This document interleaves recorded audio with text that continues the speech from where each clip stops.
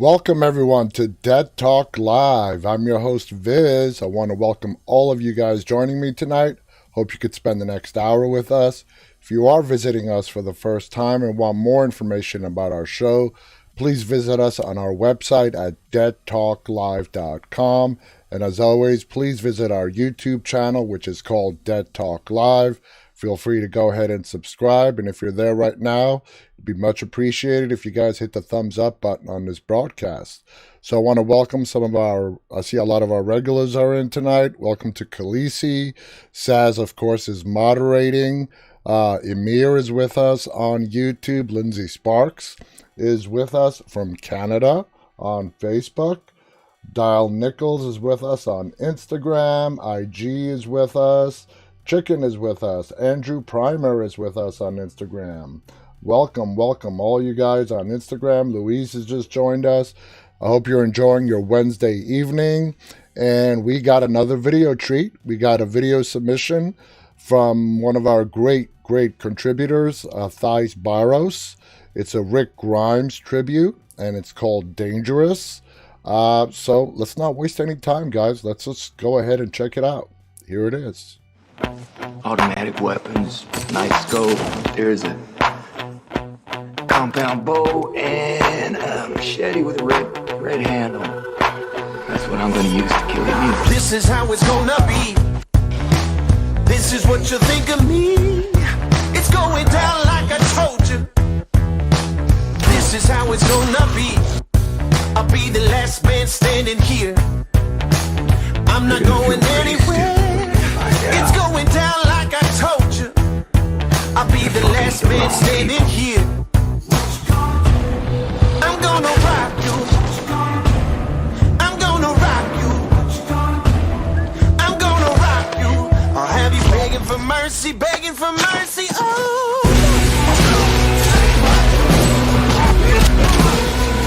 I'm dangerous.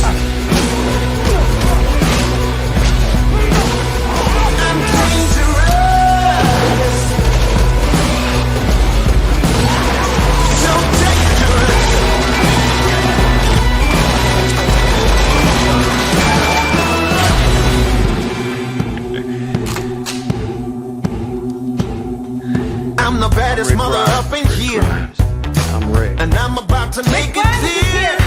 It's going down like I told you. I'm the baddest mother up in here.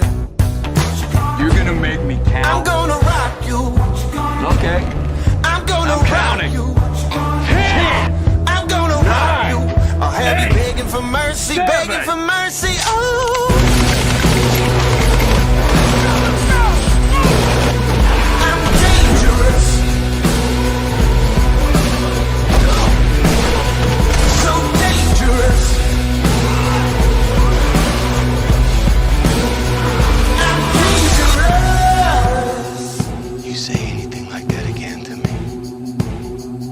Break your jaw, knock your teeth out, let you choke on your teeth. I'm about to I'll kill you. Get me some hot as I'm gonna kill you.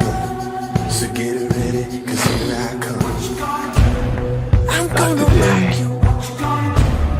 I'm gonna rock you. I'm gonna rock you. I'll have you begging for mercy, oh.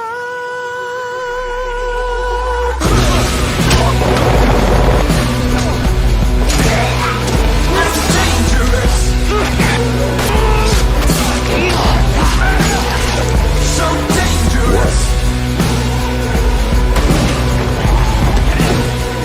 I'm dangerous. Come on, fight to the fence!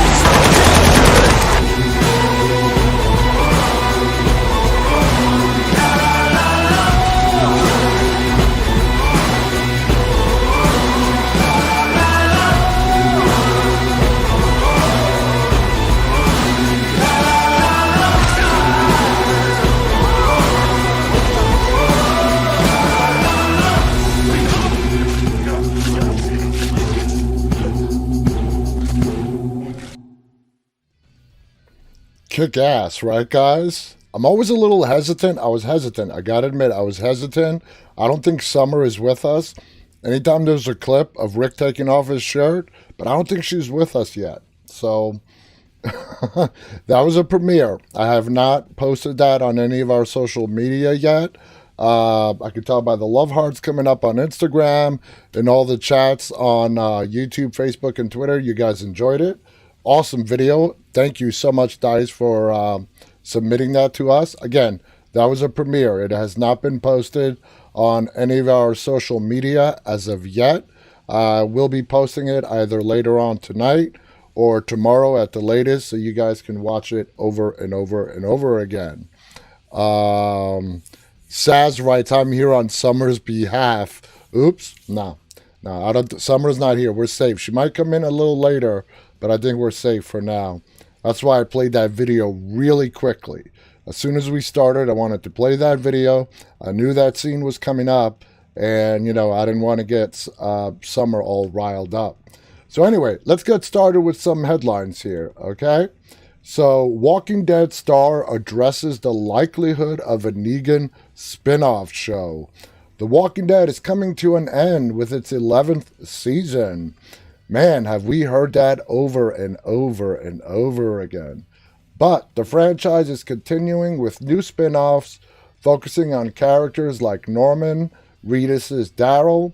One of the most popular characters from The Walking Dead is Baddie Negan, with his leather jacket and famous baseball bat Lucille, perhaps being more well-known than anything else from the show. You don't see Tara turning the Tekken into what we're saying, so it's not beyond the realms of possibility to think that the producers would want to greenlight a show just for Negan. But what does the actor Jeffrey Dean Morgan think? He goes on to say, "We shall see." He told a fan on Twitter, "I'd like to see No Doors Are Closed, a great character with so many stories to tell, but again, much still to do here on The Walking Dead. Many episodes still to shoot. Right now, I'm just excited about that. Not only is there an 11th and final season of The Walking Dead left to make, but season 10 has been extended beyond its finale with an extra handful of episodes." So, how many times have I said this? Some people call it season 10. Other people are calling it season 11. I don't know. I guess these writers just can't wrap their mind around a group of episodes not being tied to any seasons. It's not season 10. It's not season 11. It's just 6 bonus episodes. Maybe one day, one article, one person is going to stand up and say that. We shall wait and see.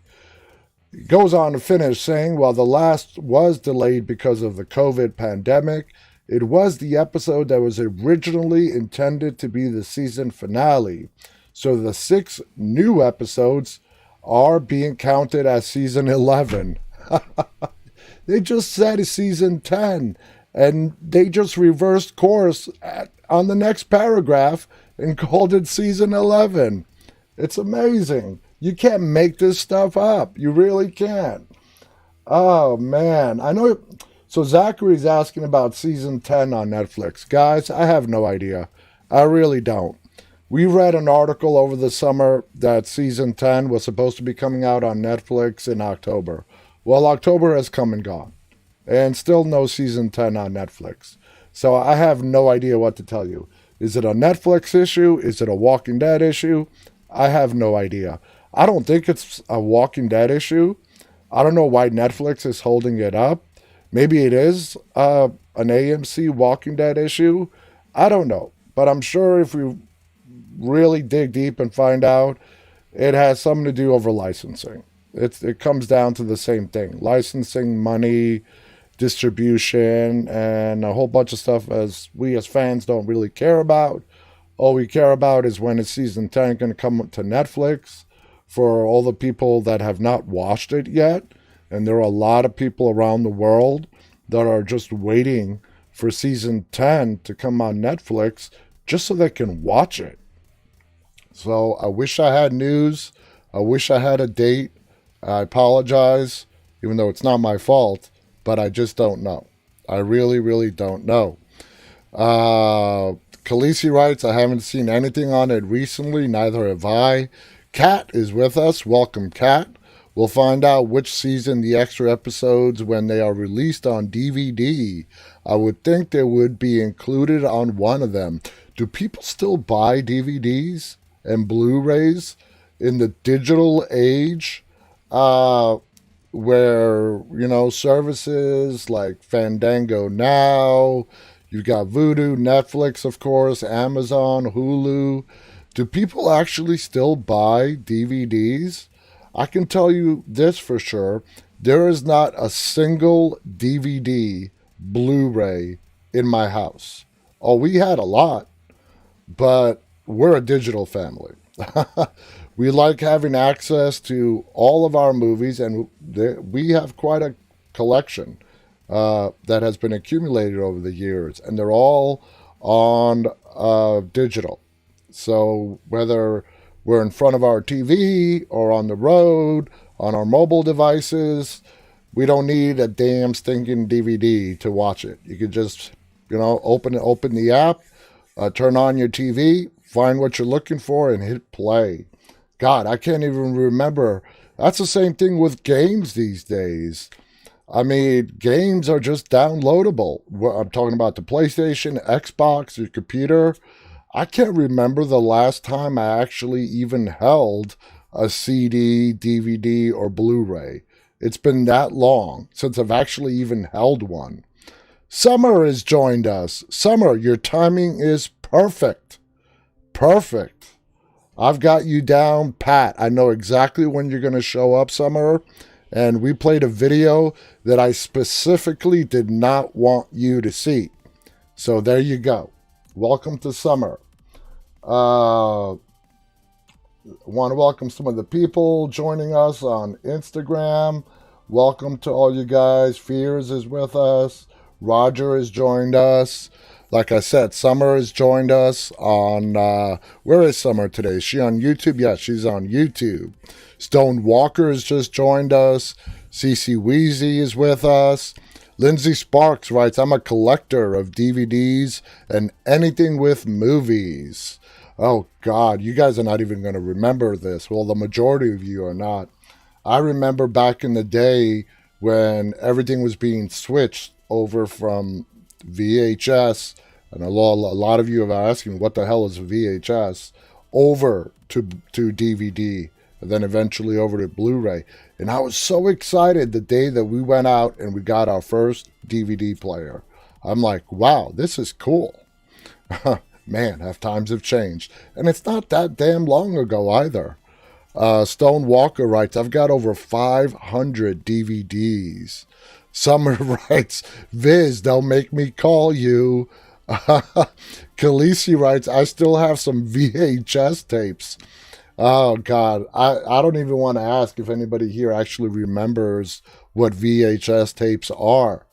In the battle, way back in the day, the battle between the VHS tape and Betamax.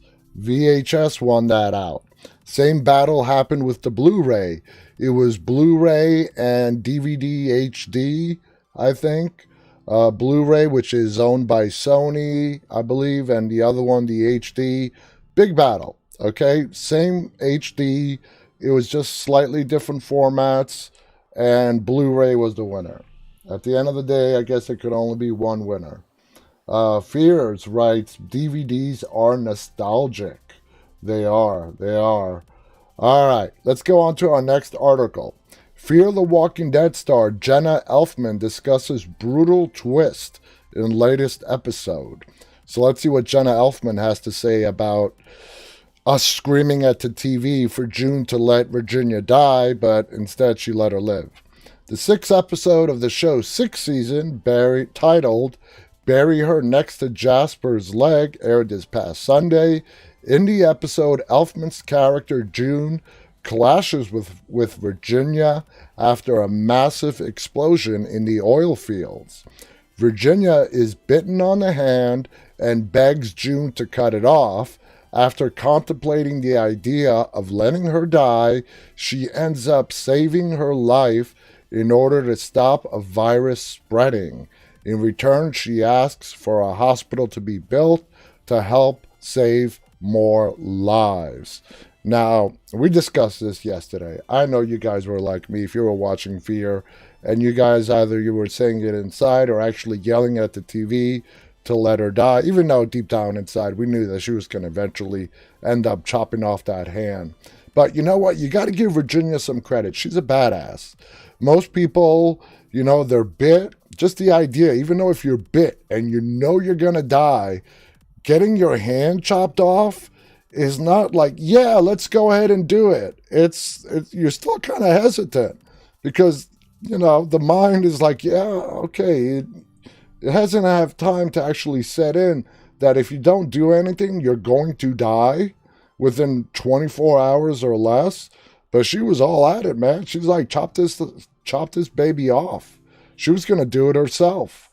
In an interview with Digital Spy, Elfman has opened up on her feelings about the huge plot twist.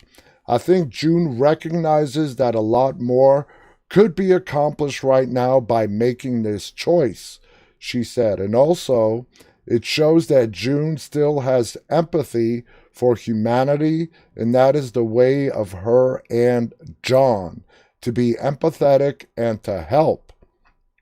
More so June than John at this point. And Morgan, of course, who launched this whole thing of saving people. Elfman added, I think it was in that vein of honoring that and trying to give people opportunities to change and do the right thing. And when you save someone's life in this world, you get a big upper hand there. It's hard to get an upper hand over Virginia, and she has all the resources, so it adds value that June may be able to use the help of the group while being empathetic and showing mercy. Now we know in that moment of weakness, Virginia promised to build June a hospital and everything else, and we talked about it yesterday. Don't expect no John Hopkins being built or anything close to that. But still, how many of you guys out there think that either A, Virginia's going to change her mind, which is very likely after the day's events have set in, or B, when, June thinks that Virginia owes her? How many people actually feel that Virginia's going to think that way, that she owes June a favor? I don't know. I don't think so. We got to wait and find out. Lindsay Spark writes, oh yeah, I was yelling at the TV watching Fear the Walking Dead. Want to welcome Sonia, who has joined us. Aristio has also joined us on YouTube. Welcome, welcome, welcome. Let's see what's going on Instagram. Break the limits, right? But in season 10, there are things where it's seen that Rick is back. Nope. Sorry. I don't follow that. There is no part of season 10 that I remember that indicated anything whatsoever that Rick was back on the TV show. Don't see it. If you're talking about any specific scene that we might have missed, please call it out because I definitely do not remember that. The next time we're going to see Rick Grimes, guys, is going to be in the movies. That's the next time we're going to see Rick Grimes. Rick Grimes is not going to be seen in World Beyond. Rick Grimes is not going to be seen on The Walking Dead. Rick Grimes is most definitely not going to be seen on Fear the Walking Dead. The next time we are going to see the character of Rick Grimes is going to be at the very start, well, hopefully the very start of the movie that's going to come out with him. All right, moving on to the next article. Fear the Walking Dead is having its best season ever. Yeah, without question. They are having the best season ever. Not even a close second anywhere near. In a franchise known for crazy twists, the most improbable turn of events may be happening right before our eyes. By the time Fear the Walking Dead finished season 5, back in September of 2019, many fans of the zombie spin-off were frustrated. There were complaints about the plot and the pacing. Many felt a general lack of propulsion from what they saw on the screen. with a central lack of tension, leading to what felt like lower stakes. Critics gave the season only a 55% rating on Rotten Tomatoes. The score from fans was even worse at 43%. But then something funny happened on the way to what many predicted would be the pop culture irrelevance. Fear the Walking Dead became must-see TV. It did, and it started right off the bat with the very first episode of this season. The move in Season 5 finale to split up the group and then focus the first half of Season 6 on deeper dives into individual characters has played huge dramatic dividends, giving viewers not only the best season yet of Fear the Walking Dead. Current critics and fan scores on Rotten Tomatoes are at 86 and 85% respectively, the highest ever for the show, but one of the best stretches for any season of any Walking Dead series. And that backs up what I've said, that this current season of Fear the Walking Dead, I would put it up against any season of The Walking Dead proper. You know, the mother show. That's how good it is. That's how good it is. Yeah, people are still going to find stuff to bitch about, like the article we read yesterday about this last episode, which was great. I didn't see anything wrong with last Sunday's episode. But, man, I mean, now, think of it. You are a big Walking Dead fan, okay? For many years now. When Fear came out over 6 years ago, you gave it a chance, okay? Depending on how big of a chance you gave it is up to you. But you gave up on it. You gave up on it, all right? Now, let's say you're hearing about, damn, this current season of Fear the Walking Dead is the real deal. They've definitely bumped it up a notch.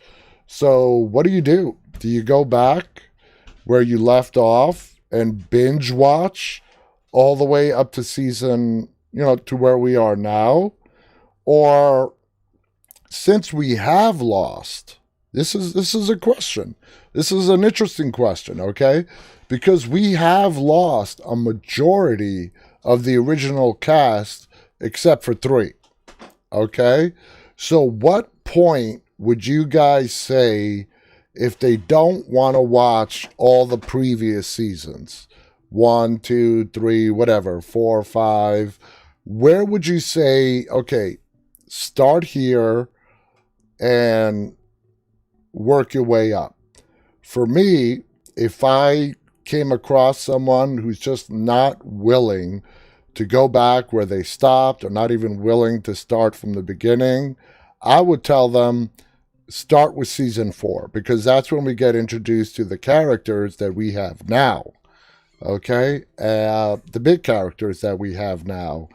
4, 5 are better than 3. I liked season 2, honestly. I really did like season 2, especially the second half of season 2 of Fear the Walking Dead.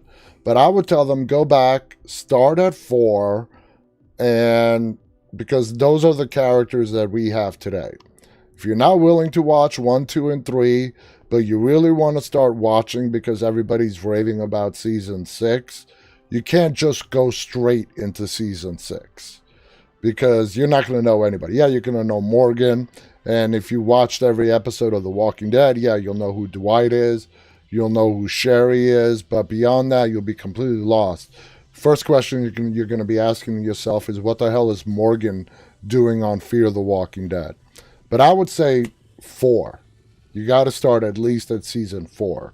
That's when they revamped everything, brought in, a whole new behind-the-scenes crew, new writers, everything. They changed it up, and it was 2 years in the making, building, to get to where we are today. And right now we're in the middle of a fantastic season of Fear the Walking Dead. Summer, it's like, ooh, my mouth is watering. Rick Grimes is dangerous daddy. My goodness. Ooh, he is. Oh, Summer, you cheated. Did you go back and watch the video? Damn YouTube and their DVR function. You went back and watched the video, didn't you? Khaleesi writes season 4, I agree. Summer writes, girl, that video gave me all the feels. Okay, Summer, calm down. Let's continue on with the article. So how did showrunners Ian Goldberg and Andrew Chambliss, along with the Walking Dead Chief Content Officer Scott M. Gimple, do it? Not only have they gone with a less is more approach in terms of the number of characters we follow each week, but they have tested the characters mentally, physically, emotionally, and ethically like never before. And that has led to a boldness of action that has proved irresistible. Now, guys, I'm going to say something. This is my opinion, but when you read about Fear the Walking Dead, you hear a lot about Ian and Andrew. They're the showrunners. Give credit where credit is due. They deserve a lot of credit. One person that does not get mentioned in these articles who went over at the same time as Ian, as Andrew, as Morgan, is Michael Satrazemis, who is an executive producer of Fear the Walking Dead. And it really bugs me that they don't mention his name, because he is a huge reason. He is a huge part to the success that the show is facing today. And it bugs me. It really bugs me. Like I said, Ian, Andrew, of course, they're the showrunners. Give them credit where credit is due. But, man, Michael Satrazemis should be listed right alongside them. Not only is he an executive producer, he is a director. Okay? He has been with the Walking Dead universe since day one. And started out as a camera operator, moved on to director of photography, directed his very first episode of The Walking Dead, which is The Grove, the iconic episode where Carol has to kill Lizzie, the Look at the Flowers episode. And, man, going beyond that, him and Greg Nicotero were like flip-flopping finales and premieres directing. That's how amazing he is behind the camera and how amazing he is as an executive producer. So it really bugs me that they don't mention his name alongside Ian, Andrew, but they bring in Scott. And Scott is the chief content officer. You got to give him credit. He's the guy who oversees the entire Walking Dead franchise. But these writers, they need to get their facts straight, okay? Ian, Andrew, and Michael Satrazemis. Anyway, if it is not Morgan shockingly beheading a bounty hunter and sticking his head in a box as a message to his adversary, then it is Strand straight up murdering one innocent and then hastening the execution of another to protect those that he cares about. If Dwight is not leaving the love of his life he crossed the country to find shortly after being reunited, it is John Dory driving away from his wife because he can't take what he has become in his current setup. And then there is June, who, when push came to shove, refused to save a dying Virginia by chopping off her hand from a zombie bite, only then to shove right back by negotiating a new hospital out of her change of heart when she did chop off her hand. While Fear has continued to lean into its classic Western vibe, it has also taken inspiration from specific films that has led to fantastic genre-busting results. Althea and Dwight's fight through the bubonic plague and zombie-infested office building in the episode Alaska was an homage to Die Hard. John Dory's murder mystery in The Key was Chinatown in the zombie apocalypse. And the most recent installment, Bury Her Next to Jasper's Leg, was an oil-based epic on par with There Will Be Blood. I'm trying to figure out the Die Hard, okay, and the bubonic plague. I guess the only comparison I see is Die Hard. They're talking about the original Die Hard with Bruce Willis. Great movie, if you guys have not watched it. Yeah, that took place in a big skyscraper in Los Angeles. Other than that, I really don't see any other comparison. But yeah, okay. Ian Goldberg. It's something that we talk about a lot, but it is really true. Our goal when we start any season of the show is to reinvent and to keep it fresh. And we certainly did that between seasons 5 and 6.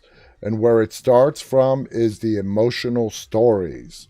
Season 5 was an unusually bright and optimistic and kind of benevolent vibe that was happening between our characters.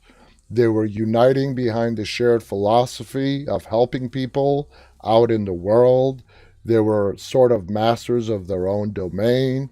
And whether that was something that spoke to you as an audience member, that was very much the intention there, was to tell the story that was a hopeful and optimistic one.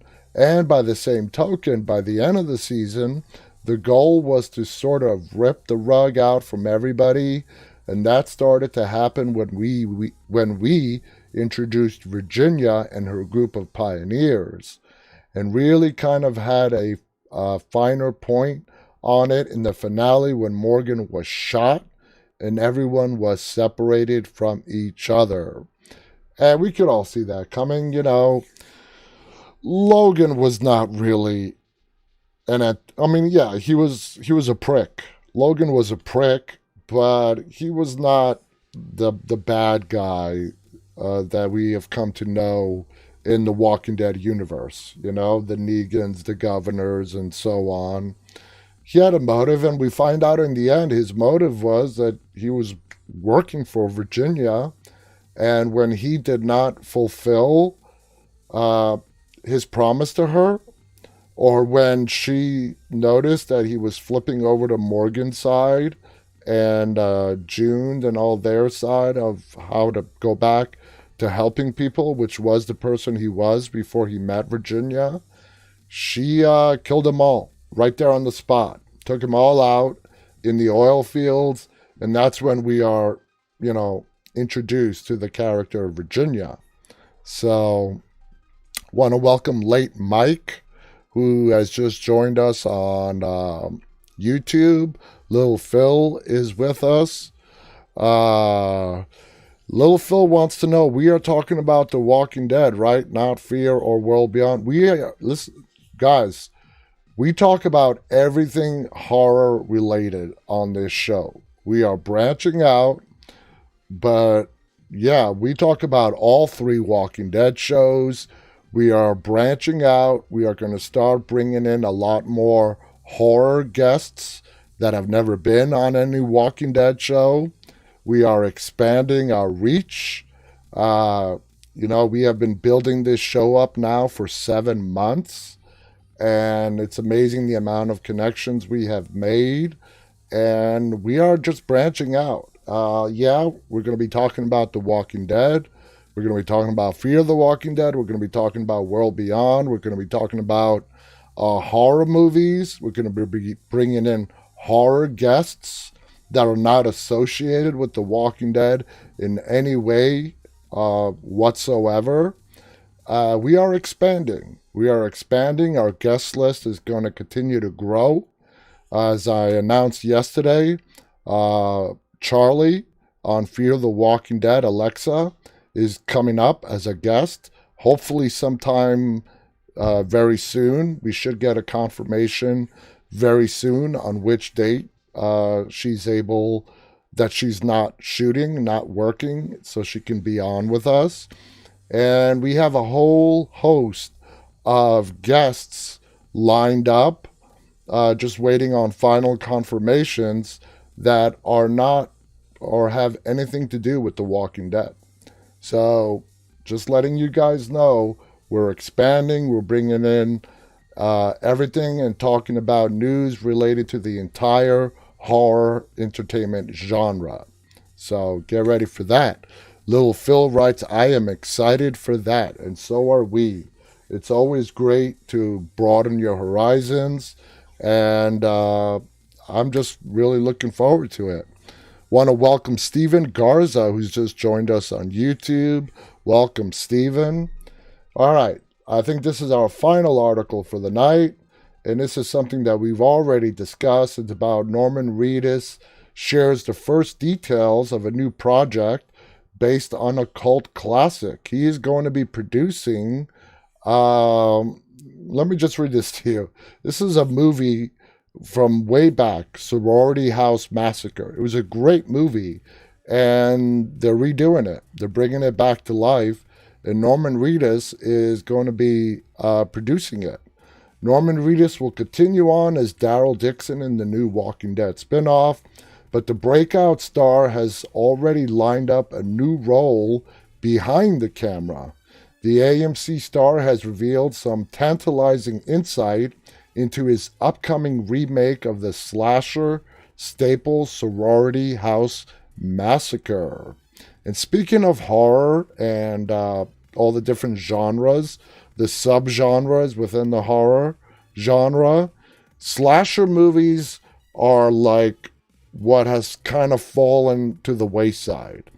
You know, back in the 80s and 90s, you had the big, Michael Myers, Jason, or Freddy Krueger. Slasher movies were huge, especially kids going off to camp and counselors and stupid, camp counselors. Everybody loved watching them get massacred by the big bad boogeyman. They're trying to sort of make their way back. I don't know if we have any American Horror Story fans here tonight, but last season's American Horror Story, which was called American Horror Story 1984, was, paying tribute to the early 80s slasher movies of the camp counselors getting slaughtered, but of course with the American Horror Story twist, which is always phenomenal. 1984, American Horror Story, this last season that aired, not one of my favorite seasons of American Horror Story. I think by far, this is not just my opinion, but it's shared by a lot of people. The biggest and best season of American Horror Story is Asylum, which is season 2. That was great, but there've been other great ones as well. I loved the premiere season of AHS, American Horror Story, which was Murder House. And then, of course, you had Coven and so many more. It's an anthology show. Every season, it's a totally different story, but they keep bringing back the majority of the cast from at least the previous season. Maybe I didn't like 1984 because Sarah Paulson wasn't in it. She's a huge reason as to what made that show so amazing. And to have her missing from it last season, you definitely felt it. You felt it. There was a big hole in the show. And just going back to the slasher camp counselor, I don't know, just didn't really do it for me. CC Weezy writes, when will we talk horror movies? Because I want to talk about that Michael Abbott Jr. movie that he told us about with Xander Berkeley and Gregory, called The Dark and the Wicked it is. Did you watch it, CC Weezy? I want to watch it. I haven't watched it yet. So I'm going to watch it very soon, and then we can talk about it. I don't want it spoiled for me. I believe it was coming out November 6th, so it should be available, and I believe it was coming out on Amazon Prime. So thank you for reminding me. I did put that on my list, and I do want to watch it. Xander Berkeley, who played Gregory from Hilltop of The Walking Dead, is in it. Of course, Michael Abbott Jr., who played Isaac in the season 6 premiere of Fear the Walking Dead. He's the one that saved Morgan. And he only lasted one episode. He saved Morgan, brought him back to his pregnant wife. And then he ended up dying, but not before saving Morgan's life by removing the bullet fragments in his shoulder. In his shoulder. That's where pretty much he was shot. So I definitely am going to watch that. And it's called The Dark and the Wicked.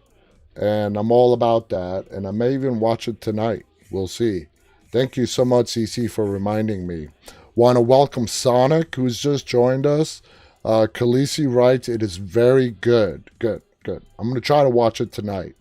I'm definitely going to try to watch it tonight. Anyway, continuing on with Sorority House Massacre, Daryl Dixon has played a central role on The Walking Dead since the very first season.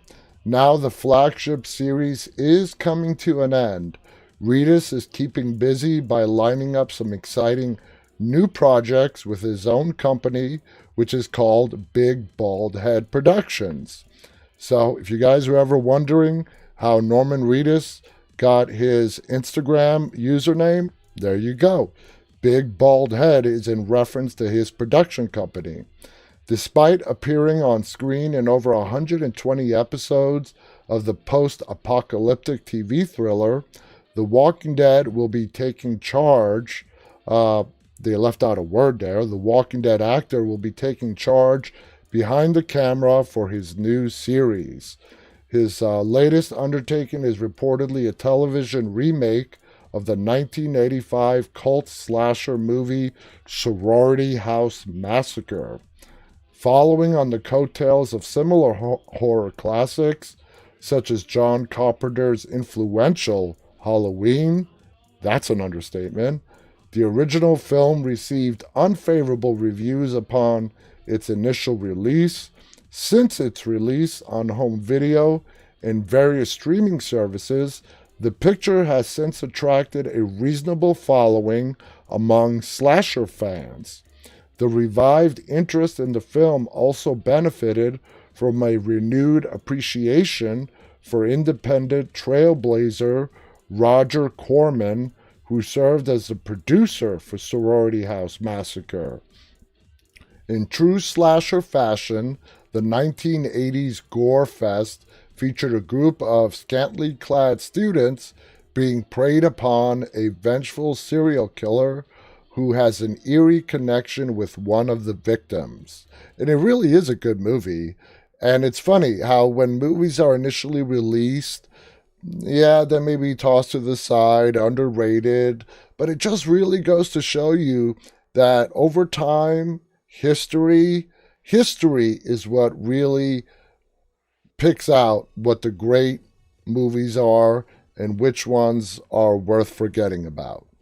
Reedus has enlisted the help of Robert Schwartzman and his production company Utopia Originals for what could be a more measured update on the Sleazy original. Yep, they used the word sleazy. The star recently released a statement which read, "I cannot be more excited to collaborate with Robert and his incredible team at Utopia on this project.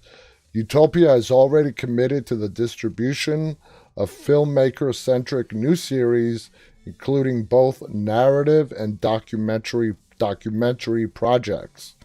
Norman Reedus' Sorority House remake will set the tone of Schwartzman's new venture as the first series released under the Utopia label. Now, they keep calling it a series. Sorority House Massacre was a movie. So I'm a little confused. Are they going to turn a movie into a TV show? Or is it going to be a movie? They're not really clear on how that's going to play out. Either way, we just got to wait and find out. Let's see. Let's welcome Este Bianco, who's just waving at us on Instagram. Sick Bar is also with us. So welcome to all you guys. Let's get on with today's topic. I want to welcome Sonic on YouTube. Today we are going to be talking about Carol's curse. And man, is that woman cursed. She is cursed on The Walking Dead, especially when it comes to children. Carol is one of the remaining survivors of the original group, one of two. She is the one of the most lethal characters in the series, but this wasn't always the case. If you all remember when we first met her in the first season of The Walking Dead, she was a far, far cry from the Carol that we know today. Little did she know that the death that seems to follow her whenever she got close to someone, whether it was a friend, a love interest, or a mother figure to a child, you could say that Carol's curse began with Ed's death, even though she definitely didn't see it as a curse at the time. When walkers attacked the camp and Carol made sure he didn't reanimate by obliterating his head with a pickaxe. Carol slowly begins to empower herself and is fiercely protective over her daughter Sophia. Carol slowly begins to empower herself. It is very subtle. Remember, they made it all the way to season 3 of The Walking Dead, and they really did not know what to do with her character. There was some serious contemplation going on whether they should kill the character of Carol off The Walking Dead. Luckily, they did not. Season 2, a herd of walkers caught the group on the highway by surprise. Sophia ended up running away. Rick chased after her. He puts her in a safe spot, but when they go back, she's gone. Nobody knows where she is, and that's pretty much the whole plot of the first half of season 2 of The Walking Dead. Later, Glenn found out that the barn right next to Herschel's farm is full of walkers that Herschel is protecting because he doesn't realize that they're dead. He just thinks they're sick. It wasn't until Shane went all apeshit on him, busted it open, and of course Sophia walked out as a walker. Carol was devastated, to put it lightly, and it was Rick. It was Rick who stood up. No one else did it. He took the lead and he shoots Sophia, dead Sophia, reanimated Sophia in the head and puts her down. Ed and Sophia's deaths hardened Carol, and she gained a level of independence she never had before.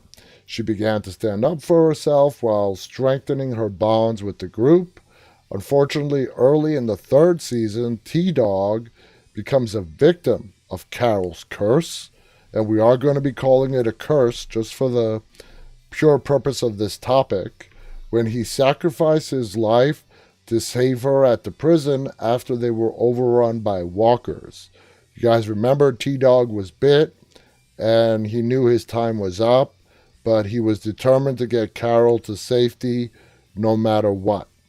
Later on, as the group settle in the prison, Carol starts to loosen up, and they share, the occasional banter between her and Daryl. You could see her, teasing him when he starts rubbing her back and all that other stuff. She basically starts having a lot of fun with Daryl. And just after they hit it off with one of the prisoners, which was Axel, and we thought there might be something brewing with Axel and maybe Carol. Of course, as they are talking in the courtyard of the prison, they are talking 1 second, a second later, Axel is shot and his brains are on Carol's face. Now, in season 4, Carol becomes the reluctant guardian to Lizzie and Mika, and we all know how that turned out. They lost their father when he was bitten by one of the residents during the flu outbreak. The girl's father's dying request was for Carol to promise she would look after his daughters. Excuse me. Carol begins to bond with the two sisters, but when she discovers Lizzie killed Mika in order to turn her into a walker, Carol is faced with an unthinkable decision that she had to make. So she has to kill Lizzie. Tyrese was not going to do it. It was not in Tyrese's DNA to do that. Hell, I don't know if anybody could do it. Rick could have done it. Rick would have done it. He would have done it. But, Carol is very similar to Rick in a lot of ways. She steps up and does what nobody else could do at the time. This is, of course, the infamous, as the blue bike just says on YouTube, who just joined us. Welcome, the look at the flowers scene. Now, moving on, season 5, after the group arrives at Alexandria and begin to make it their home, Carol takes on the persona of Little Miss Homemaker, exchanging recipes, putting on the act that, without a man, there's no way she could be protected. She doesn't know how to look after herself, bakes cookies, because she knows how to blend in an environment as Alexandria. The beginning of Alexandria, when we were first introduced to Alexandria, and just how completely naive the residents of Alexandria were. The only 2 exceptions you might put on that list are Aaron and Eric, because they were the ones that ventured outside the walls, not only for scavenging, but also scouting for new possible residents to bring back to Alexandria. That's how Rick and the gang end up there. Sam does become attached to Carol, primarily for her cookies. Sam is Jesse's young son. You know, Carol threatens Sam to be silent, because he overhears some stuff. And to pay him off, what does she do? She makes him cookies. And that's just the kind of relationship her and Sam had. Later on, it's revealed that Sam is also trying to obtain a gun, and that we see Carol understanding what Sam has been going through, and that is that he's living with an abusive father. And Carol knows all too well what kind of household that is. Pete, Jesse's husband, is abusing her. Jesse is abusing his children, Ron and Sam. Carol's curse strikes again when a Walker herd overruns Alexandria, and of course Sam is devoured, along with his mother Jessie, and his brother Ron, of course, blames Rick, because it was Rick.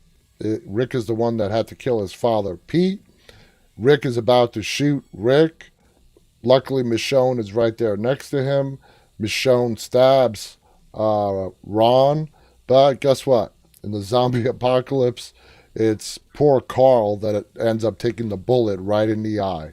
Luckily, it doesn't kill him then, but he does lose his eye. Now, Carol also, during her time at Alexandria, becomes close to Tobin. You guys remember Tobin? The two of them eventually struck up a very, very short-term relationship, though it's clear that Carol is unable to truly commit when she decides to leave Alexandria towards the end of season 6. If you all remember, this is after Rick's group killed the Saviors at the outpost, did not sit well with Carol. That's the deal that Rick made with Gregory in order to get supplies from Hilltop, because Alexandria they were dangerously low on food. You could say they were on the brink of starving themselves to death. So, but along they discover Jesus. Jesus shows them Hilltop. Hilltop is plentiful in growing their own crops. In exchange for getting a lot of food from Hilltop, Rick makes the worst decision of his life, and that is to go in and kill this unknown group of people that call themselves the Saviors in the middle of the night while they sleep. Not Rick's finest moments. Anyway, going on to season 8, it's clear that Carol has returned to help the Saviors. She does still care for Tobin. Unfortunately, Tobin becomes a victim of the tainted weapon attack that Negan thought of, but it was Simon that actually went through with the plan. And this is, you guys remember the scene, the sequence of events.